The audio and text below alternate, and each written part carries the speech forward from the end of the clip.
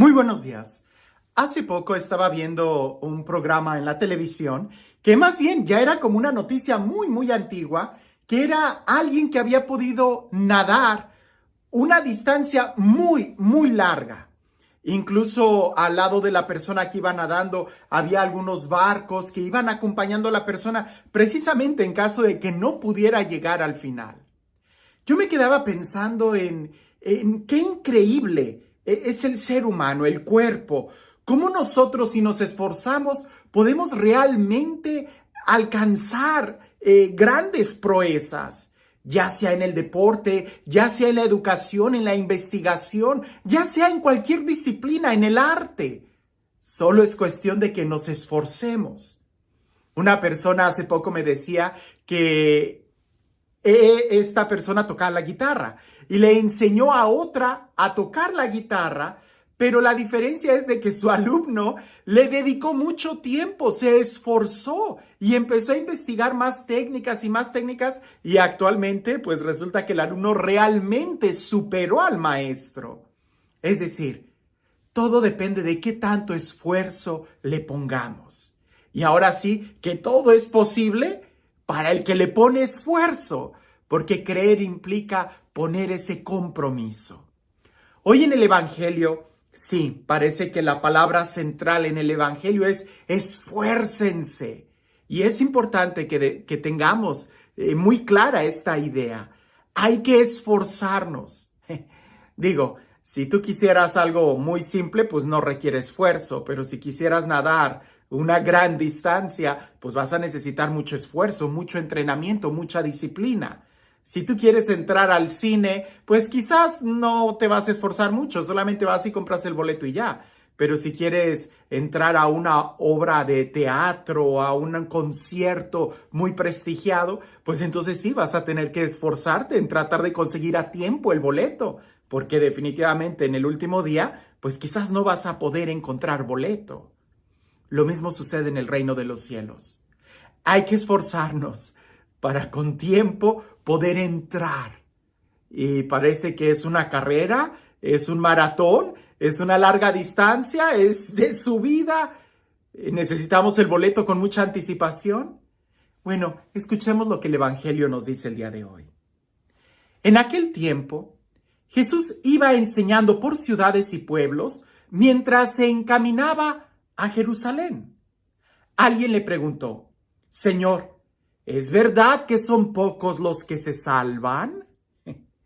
Jesús le respondió: esfuércense en entrar por la puerta, que es angosta, pues yo les aseguro que muchos tratarán de entrar y no podrán. Cuando el dueño de la casa se levante de la mesa y cierre la puerta, ustedes se quedarán afuera y se pondrán a tocar la puerta diciendo: Señor, ábrenos. Pero él les responderá: no sé quiénes son ustedes. Entonces le dirán con insistencia: hemos comido y bebido contigo y tú nos has enseñado en las plazas. Pero él les replicará: yo les aseguro que no sé quiénes son ustedes.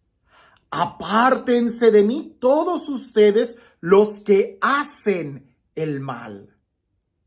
Entonces llorarán ustedes y se desesperarán cuando vean a Abraham, a Isaac, a Jacob y a todos los profetas en el reino de Dios y ustedes se vean echados fuera.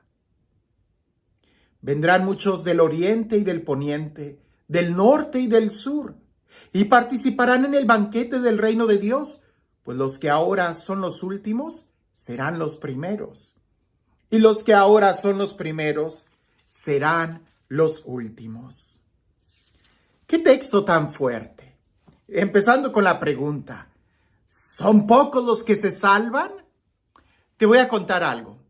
Cuando yo estaba estudiando hace muchos años en la universidad, hace muchos años, se oía por ahí el rumor de que el maestro solamente podía reprobar como máximo 5 o 6 alumnos por clase.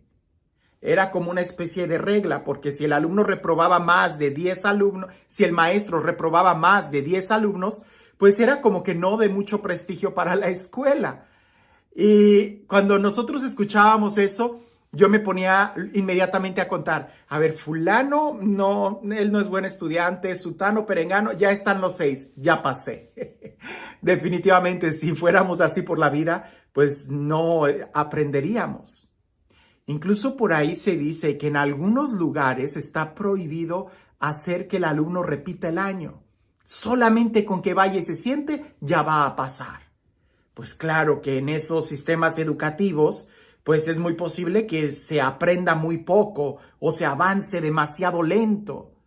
Pero en cambio, cuando hay la posibilidad de que vas a repetir año, entonces sí te vas a esforzar a querer estudiar. Cuando el maestro sí tiene la libertad de reprobar a todo el salón si reprobó el examen, pues entonces sí van a tener que estudiar.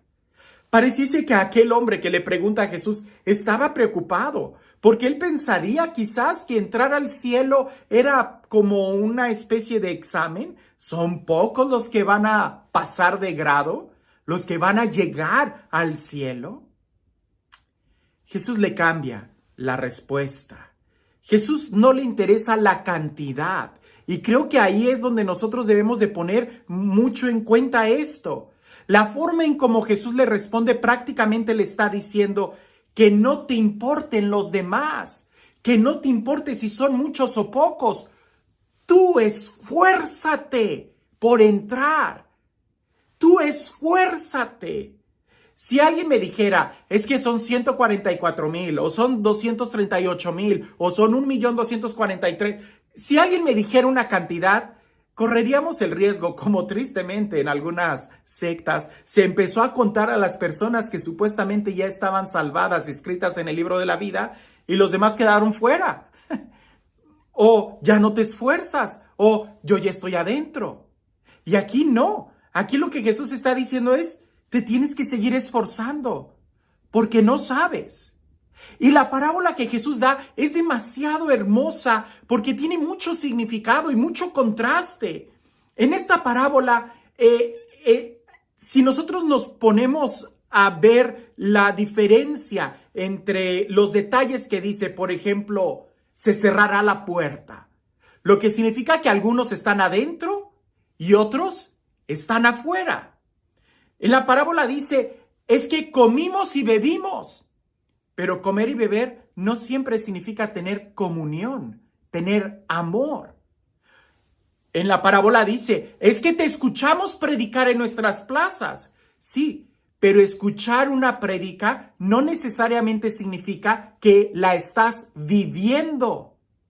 Como te das cuenta, en estos contrastes, nosotros podemos situarnos de una manera muy fácil en dónde estamos, adentro o afuera. Si la puerta el día de hoy se cierra, ¿en dónde estamos? ¿En dónde estás? ¿Adentro? ¿Qué significa en comunión con Dios? ¿Obedeciendo su palabra? ¿Amándolo? ¿Honrándolo? ¿Amando y sirviendo a los hermanos? ¿O estás afuera?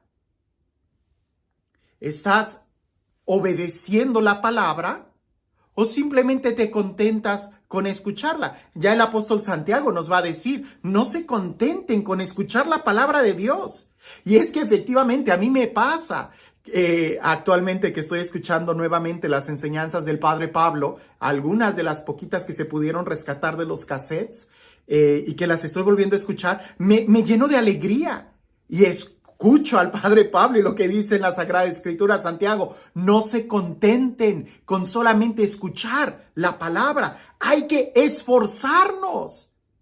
Sería tanto como si el alumno que va a tocar el piano simplemente se quedara viendo a su maestro tocar el piano y él no se esfuerza por aprender. Así no vas a aprender, tienes que tocar.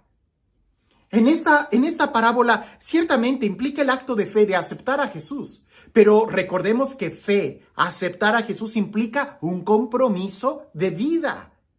No se trata solamente de comer y beber, porque ciertamente si hablamos del banquete del reino de Dios, pues muchos se acercan y comen, pero si están teniendo comunión con Dios, si están amando a Dios y amando a sus hermanos, si se están sacrificando con Cristo en el altar haciéndose uno con Él? ¿O solamente comen y beben? Créeme, yo he comido con muchas personas que no conozco. El hecho de comer no significa que conoces a alguien. El hecho de escuchar a alguien no significa que lo vas a obedecer. El hecho de saber en dónde vive una persona no significa que estás adentro. Nosotros pudiéramos preguntarles a estas personas que se quedaron afuera, si la puerta se cerró y tú sabías muy bien que tenías que entrar, ¿por qué no entraste?